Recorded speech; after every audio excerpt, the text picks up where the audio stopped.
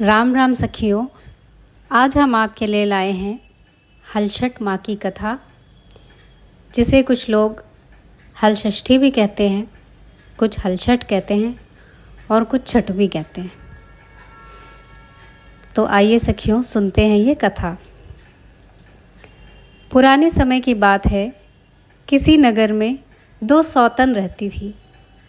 एक का नाम था रेवती और दूसरी का नाम था मानवती।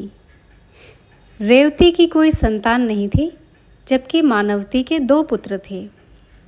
रेवती अपनी सौतन के दोनों बच्चों को देखकर हमेशा जलती रहती थी और उन्हें नुकसान पहुंचाने के उपाय खोजती रहती थी।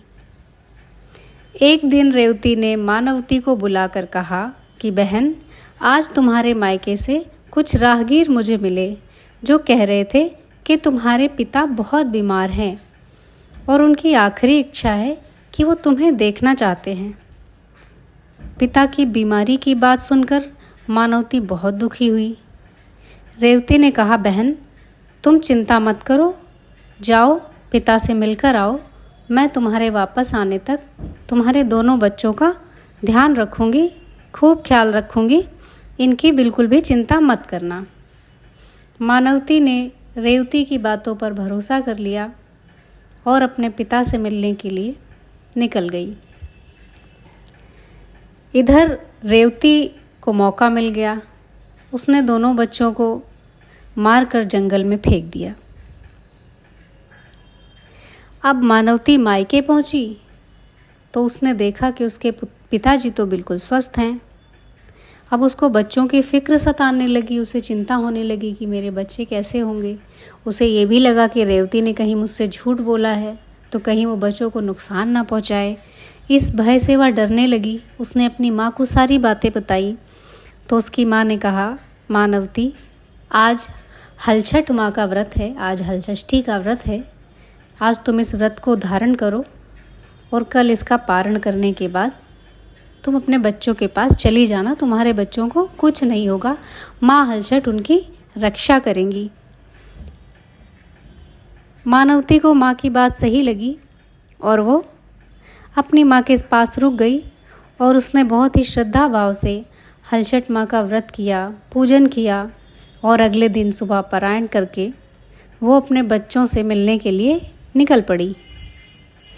अब वो उसी जंगल से गुजरती है जहाँ पर उसकी सौतन ने उसके दोनों बच्चों को मारकर फेंका होता है। जब वह उस जगह पहुँचती है जहाँ पर उसकी सौतन ने बच्चों को मारकर फेंका था, वहाँ पर उसे अपने बच्चों के हंसने खेलने की आवाज़ आती है और वो जब अपने बच्चों को नाम लेकर बुलाती है तो उसके दोनों बच्चे हंसते हंसते खेलते खेलते उसके पास दौड़ कर आ जाते हैं। हैरानी से मानवती पूछती है, बच्चों, तुम इस जंगल में कैसे आए? तब उसके दोनों पुत्रों ने सारी बात बताई कि कैसे उसके जाने के बाद उसकी दूसरी माँ रेवती ने उन्हें मारकर यहाँ फेंका। तब मानवती ने पूछा, तुम तो मर चुके थे तो तुम जीवित कैसे हुए?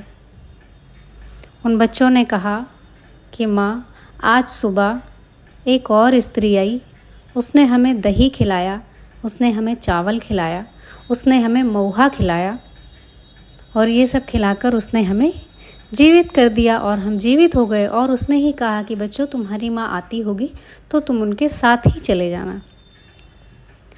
मानवती को समझने में बिल्कुल भी देर न लगी कि ये काम स्वयं माँ हलषष्ठी करके गई हैं, माँ हलछठ करके गई हैं।